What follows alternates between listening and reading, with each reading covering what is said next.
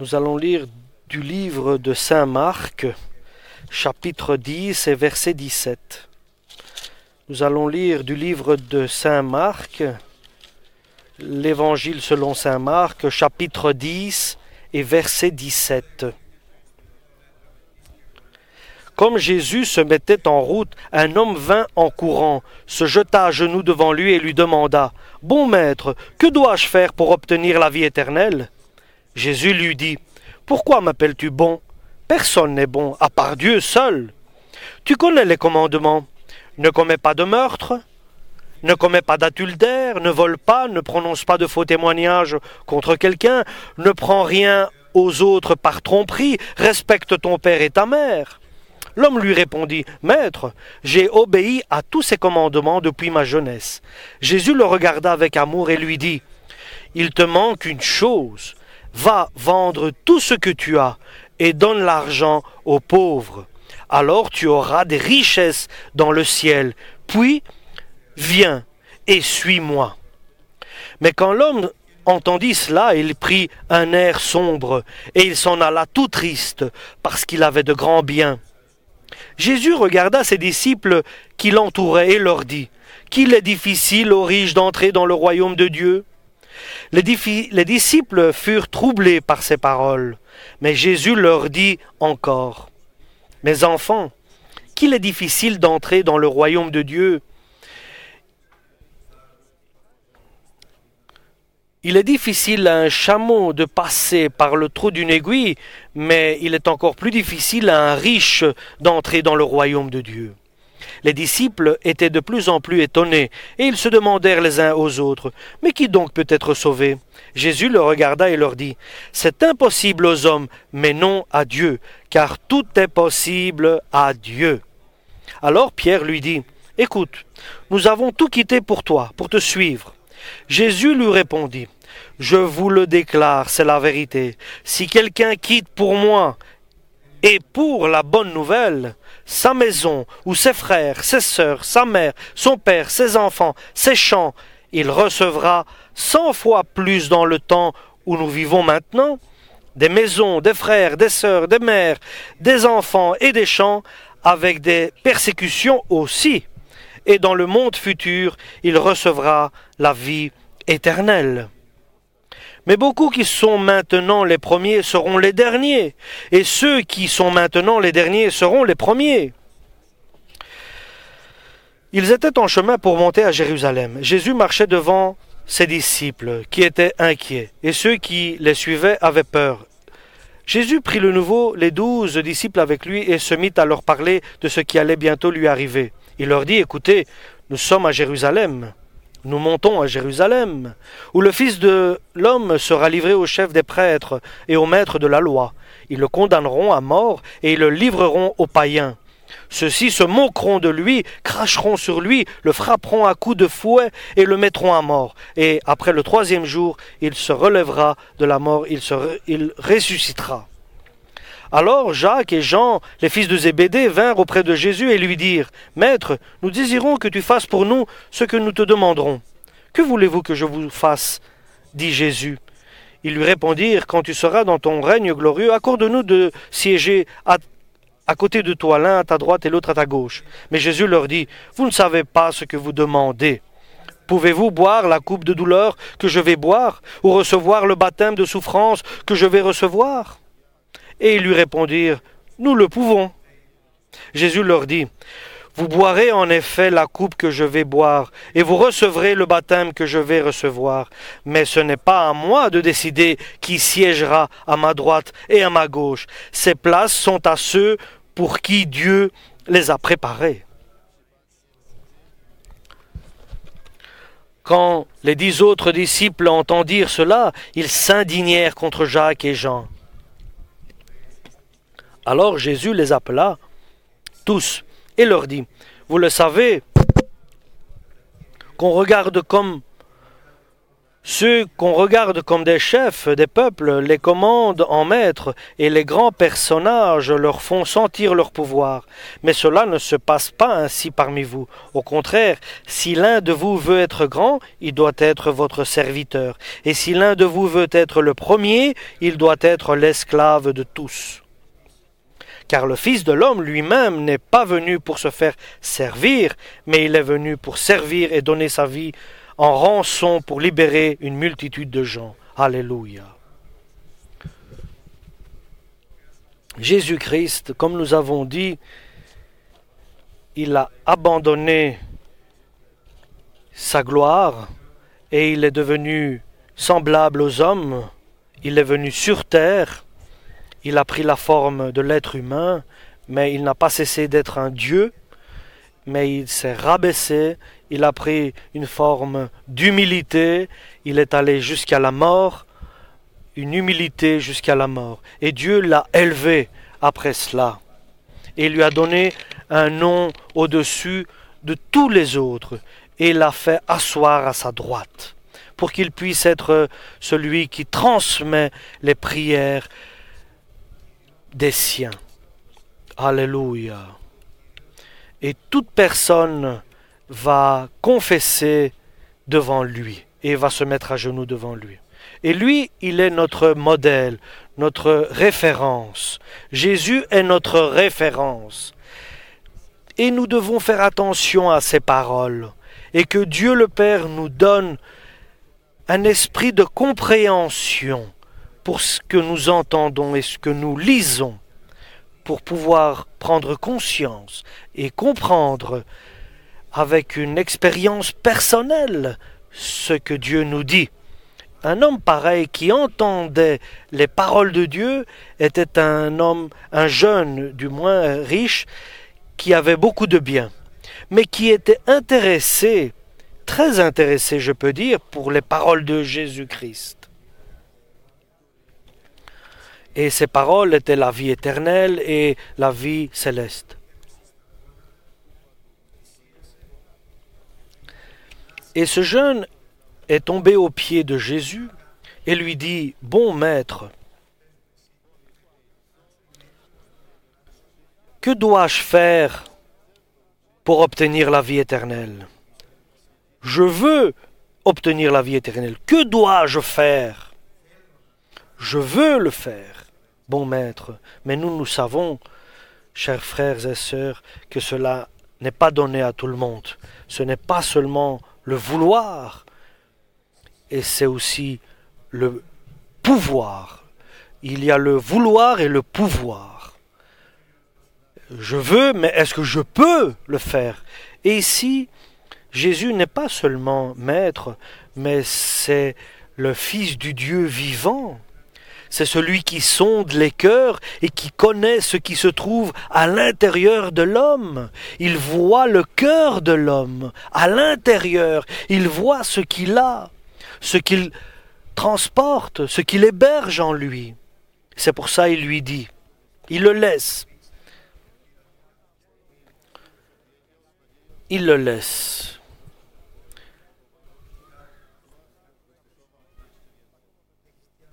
Et lui dit, tu as lu ce qu'il faut faire pour avoir la vie éternelle. Tu ne commettras pas de meurtre, pas d'adultère, tu ne voleras pas de faux témoignages, tu respecteras ton père et ta mère, etc. Et le jeune, avec une bonne volonté et bien disposé, il dit, je fais cela depuis ma jeunesse. Mais je ne sens pas avoir gagné la vie éternelle. Que dois-je faire d'autre pour gagner cette vie éternelle? Et nous savons, chers frères et sœurs, seulement Jésus peut nous dire ce que nous devons faire pour hériter de ce royaume. Et Jésus peut dire à chacun de nous ce qui nous manque, car il lit notre cœur, il lit dans nos pensées et dans nos volontés. Il sonde nos désirs. Il voit ce qui est en nous. Nous ne pouvons pas nous cacher devant lui. Il voit si nous sommes sincères, si nous sommes vrais. Et Jésus l'a aimé. parce qu'il a vu qu'il parlait sincèrement. Il lui dit, tu as tout, mais il te manque une chose. Tu dois te libérer de ces biens que tu as dans ton cœur, où tu mets toute ton espérance. Tu dois te libérer de ce qui te retient attaché dans ce monde. Tu n'es pas libre totalement. Tu dois te libérer parce que tu as confiance en tes biens et en tes richesses. Et Jésus le voit dans son cœur et il lui dit ce qui manque. Et ce jeune reçoit la solution. Il lui dit, vends tout ce que tu as et donne-les aux pauvres, partage-les avec les pauvres, et viens et suis-moi, et tu auras un trésor dans le ciel. Et là, il est devant un grand dilemme. Un grand dilemme, il est devant un choix. Il y a le trésor sur la terre et le trésor céleste dans les cieux, le paradis. Il a entendu, mais il n'a pas compris quelle est l'importance de ce qui est éternel et de ce qui est provisoire. Il a été triste parce qu'il ne pouvait pas se libérer de ses richesses. Et cela est terrible, chers frères et sœurs. Il n'a pas compris, même s'il ne pouvait pas. Reste avec le Seigneur. Le Seigneur te donnera la force de te libérer de ce qui te tient attaché, lié, enchaîné ici avec la terre. Et il n'a pas pensé que Jésus pouvait le faire. Il a vu sa personne qu'il était faible de pouvoir le faire. Mais il n'a pas vu Dieu qui était puissant, car tout est possible à Dieu. Il peut libérer les hommes qui veulent se libérer de leurs biens et auxquels il donne cette importance-là. Et l'erreur, c'est qu'il s'en est allé. Il s'en est allé. Il a laissé Jésus. Il aurait pu rester et dire à Jésus, aide-moi à me libérer de ces richesses. Alléluia. Ce n'est pas grave si tu ne sais pas, mais reste avec Jésus-Christ. Et Jésus te libérera de ce que toi, auquel tu mets tout ton espoir et ton espérance. Jésus te libérera de ce qui est pour toi quelque chose qui est difficile à arrêter. Une passion, par exemple. Il peut te libérer de ta passion. Alléluia. Comme moi, par exemple, nous dit le pasteur, le Seigneur m'a libéré de ce... Je ne pouvais pas me libérer. Par exemple, j'étais fumeur, je faisais beaucoup d'autres choses, j'avais des passions, et le Seigneur m'a libéré de tout. Alléluia, avec le temps. Si je reste avec le Seigneur, il me donnera la force. Mais si je pars, je resterai dans ma faiblesse. Restons à côté de la lumière. Alléluia. Et le secret est lequel? C'est d'espérer ce que moi je ne sais pas faire, Dieu peut le réussir. Ce que à mes yeux paraît impossible est possible à Dieu. Ce qui paraît impossible à moi est possible à Dieu. Ne va pas chercher ailleurs, n'espère pas aux hommes et n'espère pas en tes capacités et en tout ce que tu possèdes. Alléluia, mais espère en Dieu le Créateur de toutes choses qui existent. Parce que tout a été créé par lui, même les richesses ici sur la terre. C'est lui qui les a créées. Alléluia! Et Dieu veut nous faire comprendre que ces richesses qu'il a créées, ce n'est pas ça le plus important. Mais le plus important, c'est cette richesse qu'il nous a préparée. Le paradis, l'éternité avec lui. Alléluia! Ça, c'est la vraie richesse qui sera éternelle. Et là, le jeune, il est parti. Il s'en est allé. Et Jésus se tourne vers ses disciples et il leur dit qu'il est très difficile pour les riches d'entrer dans le royaume de Dieu. Mais nous savons, et les disciples savent, que Dieu a béni Abraham, et il était riche, et il a béni aussi Lot, son neveu, dans l'Ancien Testament. Et l'Ancien Testament, la richesse était une bénédiction, et Jésus, il leur dit autre chose ici. Une chose différente, il leur parle. La richesse est un obstacle pour quelqu'un de rentrer dans le royaume de Dieu. Il change les choses. Dieu va dans un nouveau testament. Il détruit ce qu'il était établi et il met des nouvelles lois. Aujourd'hui, nous devons partir et espérer seulement en Jésus-Christ. Il y a l'évolution. Oui, Dieu va s'occuper de tout. Alléluia, c'est notre espérance que nous devons donner à Jésus-Christ. Mais avant, allons à genoux, mettons-nous à genoux, supplions-le, prions le Seigneur pour ce que nous avons besoin, pour nos impasses, nos difficultés, ce que nous traversons. Alléluia. Lui dire tout clairement, de tout notre cœur. Il trouvera, il donnera la solution. Parce que à Dieu, tout est possible. Tout est possible. Tout est possible à Dieu. Alléluia. Si tu espères en Jésus, tout va s'arranger. Et patience. Tout est facile pour Jésus. Il choisira le bon moment. Il te préparera. Il te bénira. Alléluia. Tout est possible pour le Créateur. Alléluia. Il faut avoir de la patience et de l'insistance. Insistons en Jésus-Christ, car il donne la joie, la paix, la vérité est en lui. Alléluia. Et l'éternité est en lui. La vie est en lui. La lumière est en lui. Alléluia. Il nous parle de l'œuvre de la foi, de l'œuvre de l'amour et de l'œuvre de l'espérance. Celui qui espère est heureux. Celui qui n'espère plus est complètement dans la déprime.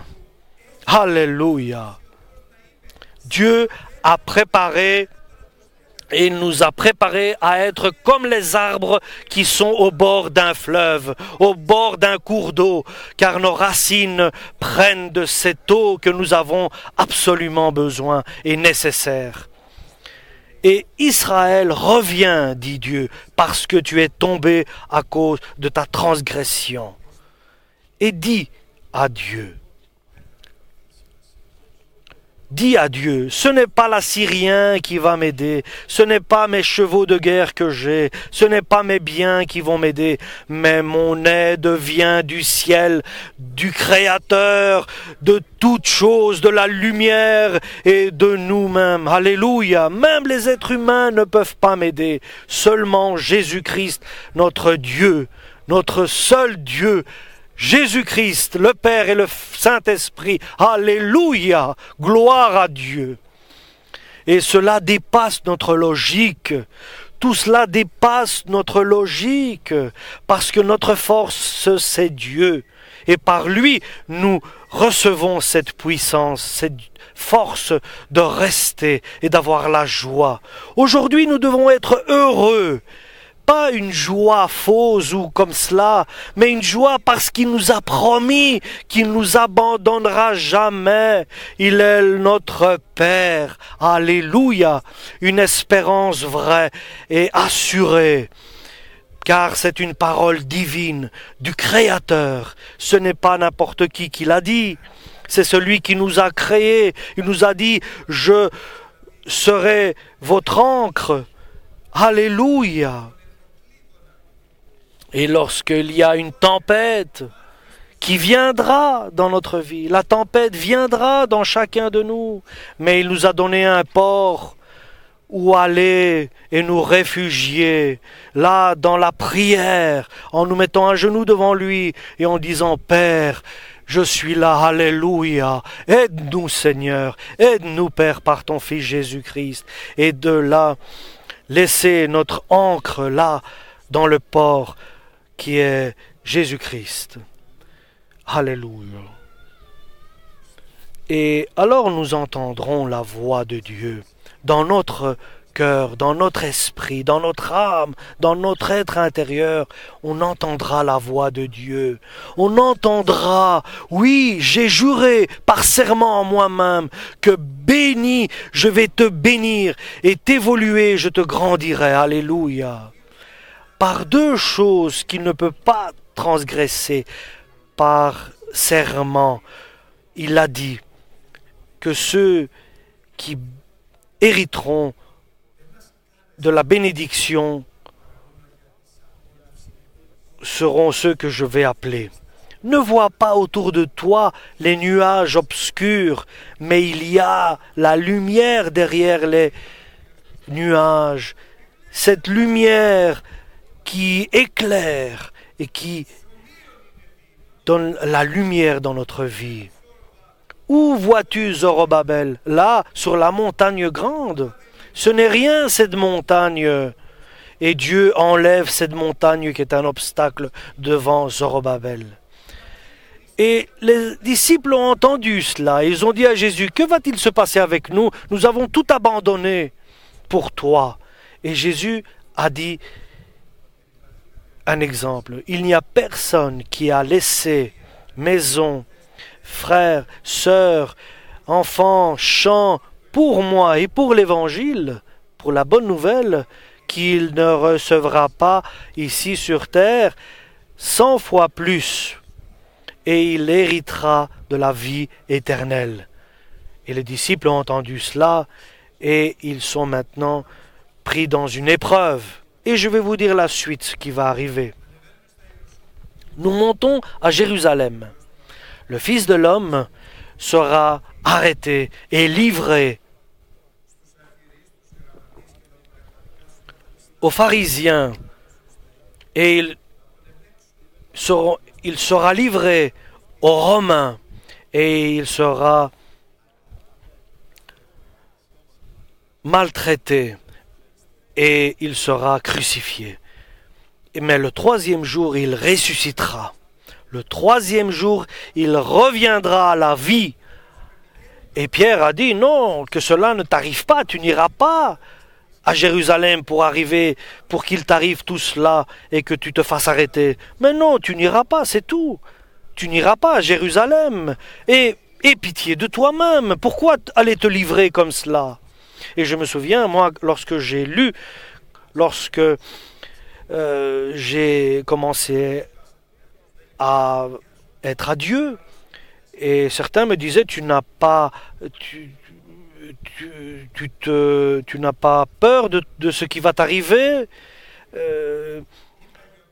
mais Jésus lui a dit à Pierre, ôte-toi de moi, Satan, parce que tu ne penses pas comme Dieu, mais tu penses comme les hommes. Et c'est un changement que Dieu doit faire dans notre vie. Alléluia. Nous devons laisser Dieu accomplir sa volonté dans notre vie. Alléluia. Alléluia. Oui, bien sûr, ce sont des épreuves difficiles que nous allons traverser. Nous allons traverser des souffrances, mais nous savons que le troisième jour, nous serons ressuscités. Alléluia. Alléluia.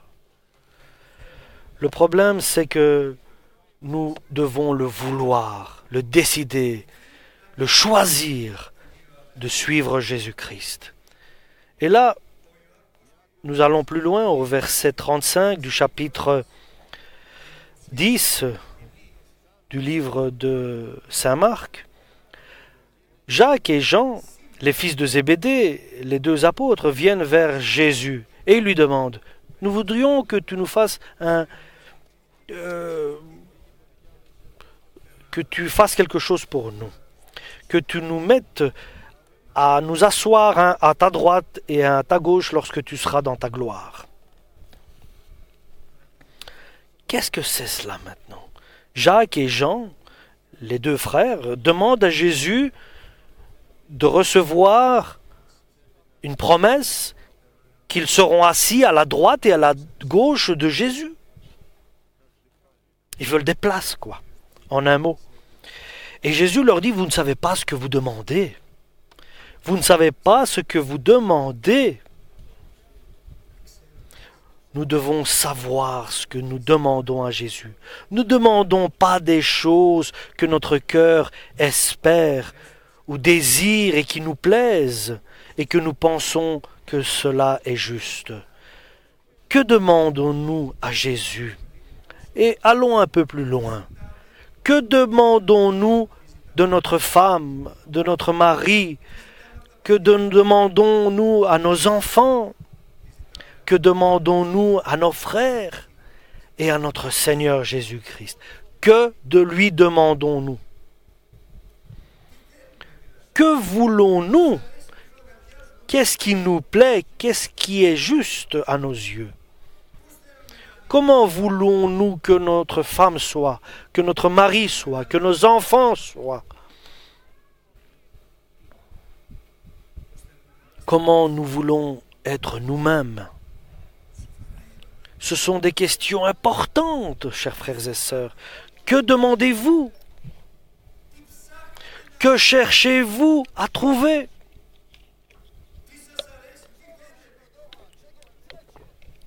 Que voulez-vous? Que pensez-vous être le plus important?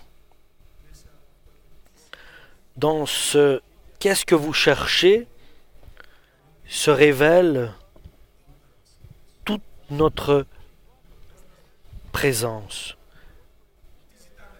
tout notre être. Lorsque nous demandons quelque chose à Dieu, nous exprimons tout notre être intérieur. Ce que nous demandons pour notre famille, par exemple. Ce que nous demandons pour notre Église. Que cherchez-vous? Que demandez-vous? Que voulez-vous? Il y a tellement de choses que nous demandons, que Dieu nous dit, vous ne savez pas ce que vous demandez. Vous ne comprenez pas ce qui est important et vous ne savez pas juger les choses.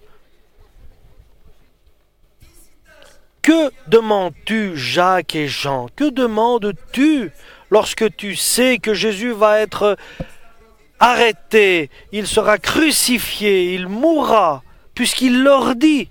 Que demandes-tu? Par là, je vais comprendre de ce que je demande à Dieu, je vais comprendre ce que Dieu fera dans ma vie. Ce que moi je cherche, c'est que Dieu fera dans ma vie. Qu'est-ce que Dieu fera dans ma vie? Qu'est-ce que je demande qu'elle soit à ma femme, qu'elle soit belle ou bien sage et intelligente? Qu'est-ce que je demande à mes enfants? Qu'ils soient les meilleurs à l'école ou bien qu'ils soient les meilleurs avec notre Créateur Dieu Jésus? Qu'est-ce que je demande à l'Église et à l'extérieur de l'Église? C'est le thermomètre pour comprendre que le Seigneur va me demander, va me dire. Qu'est-ce que tu demandes? Ou bien me dira-t-il, viens, entre, tu as fait attention à peu de choses et je vais t'établir à beaucoup de choses. Et qui es-tu, toi, qui veux t'asseoir à la droite et à la gauche de Jésus? Et cela est une coupe et un baptême. Et toi, tu demandes des choses qui sont autres que un baptême et une coupe. Et tu sais ce qu'il te demande, ce que tu demandes là et ce que tu recherches, tu t'en vas de l'obéissance et tu entres dans ce qui n'est pas l'obéissance, tout seul.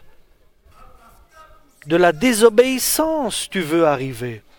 Et ne comprends-tu pas par ce que tu demandes à Dieu, ce qui n'est pas juste?